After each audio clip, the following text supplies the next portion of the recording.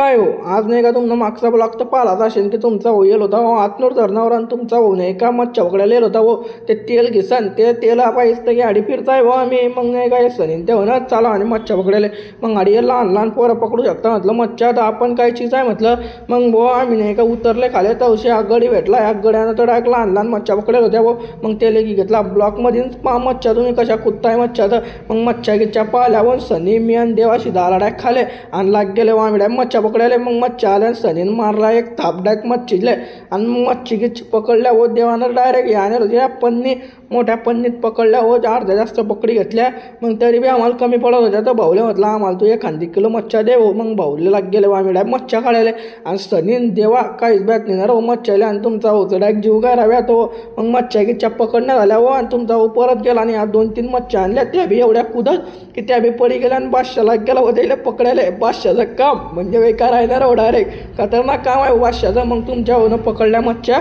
आणि शिदे निघाल बो गर्दासाठी मच्छाचं काय करता आम्ही कुडीक नेता हे तुम्हाला भेटेन पुढच्या ब्लॉगमध्ये पार्ट 3 नक्की बा कसं खतरनाक रे आजच्या एवढंच फॉलो करून टाक जाऊ।